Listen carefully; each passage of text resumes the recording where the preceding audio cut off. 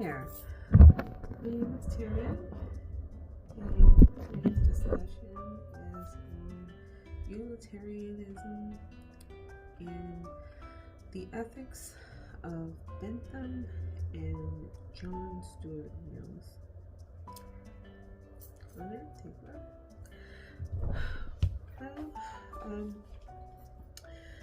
The research that I've done, and more than just a parable, the comparison of the two.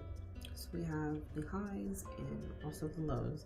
The prequel of what I hope to get across would be the point of the wrecked life, or should we let live, or should we kill and let die?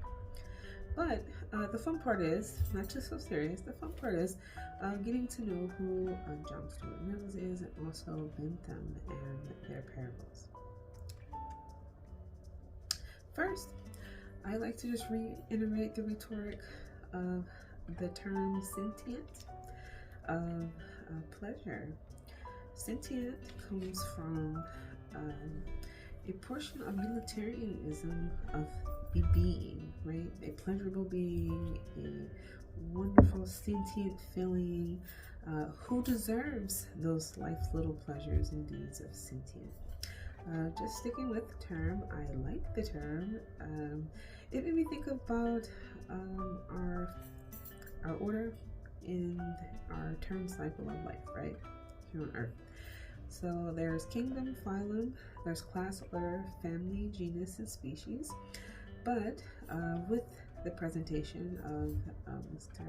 Ryan, our professor, Mr. Start with the B. Sorry. Yes, with his presentation, he had a bigger chart that was nice too, in the kingdom placement as well of sentient beings and the counteract of what not sentient beings is. I learned and was taught today that sentient is not it's not like plasma or plankton, as an example, compared to a gnat or an insect of like grasshopper or an ant, where as minute as it seems and as fickle as they are programmed and made, right, as far as built and making, the turn cycle is how they feel of sentientness. So then, back to Mills and also John Stuart, their premise and also the argument of not just comparison of the two, but differentiation of the sentient, pleasurable feeling of reward, right? The fact, my findings of research in philosophy, or the philosophical portion and empirical, it went into the argument of feeling the pain compared to the pleasures. The term hedon or hedonist can be derived from or be developed in a fact of how many life's little pleasures would well up or can amount to the maximization of expression or following a great regimen, right? And finding that the utilitarian of maximizing not just the utility, right? So we have utility of pro and then the con. So that's where, not conflicting, but Mills, John Stuart Mills, and then Benthan had the contrary of the highs and the lows of maximizing that utility. And I hope my professor, I give him this credit. I hope that my mind is enlightened to just the basics of this. But anyway, just staying simple. Playing chess as to the con or pro of the low of chess, right? Playing chess and checker, right? The pleasure of self-pleasure could be of a sexual nature, moral value of the sentientness of life's pleasure, or we have the validity, right? We have the validity of proof and the fallacies of, like you're saying, that's one of your examples, but just and enjoying, right? Getting a little uncomfortable with it, but in explaining, I guess you'll say a woman's worth, right? Just letting you know, I understand, but there's more to it. So let me just take a second to look at notes. Breathe. there was something important also, that selfishness, right, and giving of oneself is also a part of what not is utilitarianism and taught of egoism. And that is where the nervousness comes into play of, being taught through John Stuart's way and John Stuart Mills, and then also Bentham's method of teaching. Now, with writing, I took note that Bentham maximized the utility with his writers, that in experiencing, a difficult time of civil war those days, and also there were the U.S. Constitution and many things. He encountered his writers, his consulates, and all of those in a group, right? And with working for them and performing correctly, they experienced either, life's pleasures or the pain. So we went into, there was a problem, this trolley problem. Not just drunken beer and wars of women, right? There's the trains, the railroads, and transportation, and it became a problem. So, in all, right, between saving, right, not just the fat man in the cave or the dynamite for colon and wine, right, there comes into play saving, this one as not just a drunkard or a hedonist or a person not seeking just life's worth, but they experience the pain of maybe their judgments of saying, I don't agree, right? So you go out on the railroad and you get hit, right? Just one, but then compared to the 5. So 6 to 5, 5 to 1, or with the fat man syndrome, push the fat man off the bridge, or, the little troll onto the trolley train to block out and wake those guys up to, step off of the train tracks. So it became a big war and a fight. So it became a problem. Even as of present day, the trolley problem is still as a present, because it wouldn't have been mentioned unless there's been like a problem. So anyway, short. What next, right? All these problems, all these life's little pleasures, everything is adding all up. It's chaotic in here. All this empiricalness, what's ethical about it, and I come to the ending of this, and I smile because I say, yes, it's the principalities, right? So once we maximize, our utility and exercise a valid, ability, the validity or a validness between the two, that's where the answer comes, right? So just this discussion, let me turn my page. Let's see here. We all want happiness. I'm for the pursuit of happiness, of the American dream, right? Or just life's pursuit, and I think everyone else is. And I think it's pretty fun, but it gets pretty technical and complicated. But if we're able to follow the structure and those, those preliminaries, the outcome be more probable and successful.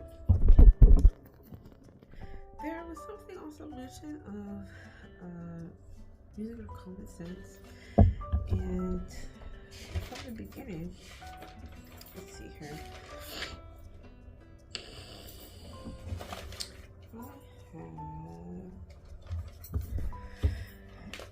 Okay, so back to the naturalistic fallacies, right? Of the falsified. We go into not just Judith Jarvis of the trauma problem of, right, the morally permissible, and then we also have not spoken of, but morally impermissible, right? So there was a debate between Mills of the high pleasures. He said it was okay, but then they contradict, and also differentiating between animalistic feelings of, like Mozart, Symphony 40, as mentioned. Asking philosophical questions is okay as far as the high, but at the low, right? So we have like eating, drinking, board games, feelings of pleasure of the flesh was also a debate of permissible, impermissible, or just an argumentative of the premise, right? Not just who's the high, but who are they? And that's where they say it's okay to pursue, right, the low pleasures, and also it's okay to pursue the low pleasures. Now, it does not matter of, what do they call it? richness between the two of Mills and Benthan. The portion is if you're pleased, if you're pleasured with playing chess as compared to checkers, whatever you're good at, right? And strategy and strategy. Anyway, so back to the fun part. Not just Benthan, but we have Batman and Robin, right? So we also have Batman and Spider-Man with the fallacies of composition, and also mention the newest movie of Drive My Car with the Asian culture, right? Either Japanese or just like Vietnamese, where the car takes over, which had me laughing. It's like, oh my gosh, where it's more than just a step back, but from young to great. Also, and conclude. Let's see here.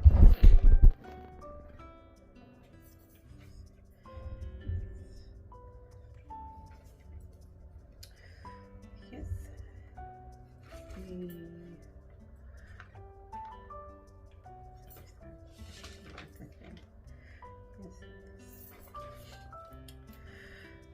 Okay. So between the love and wisdom, right, of Philo and Sophia, it's always fun to talk about the term philosophy and just reiterate the ethicals of the game structure of the ethicalness of Philo and Sophie, right? So philosophy and philosophical.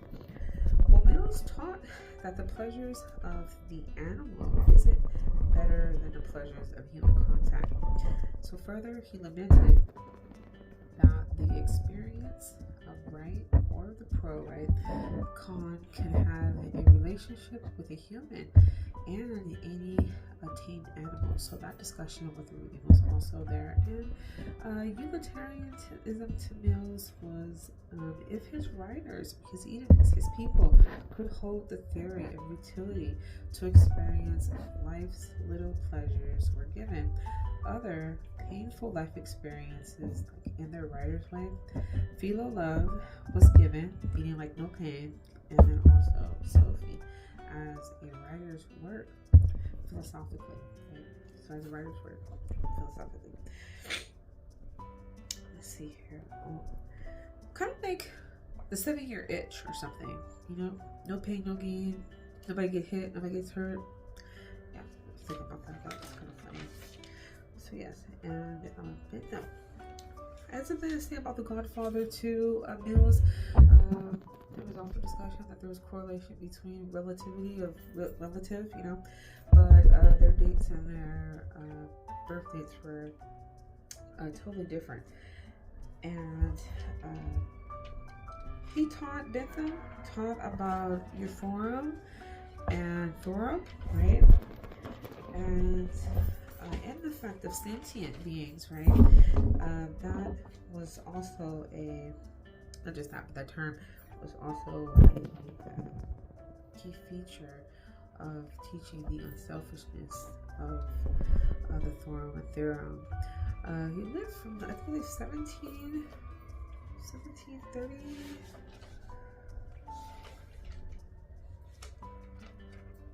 1732. Okay. So I have like 1748 to 1832. I believe his theme or his subject matter in his teachings and studies was about happiness and making life better, not just for me, but also for everyone. Benthan was important, and sorry, really not that, but he was very important. In conclusion, that's my discussion. I'm open to thoughts. Also open to any video responses. Please comment. I hope I've appeased to my audience. Again, thanks for tuning in. That's my, not ramble, but that's my conclude on the ethics of Benthan and John Mills discussion. Until next time.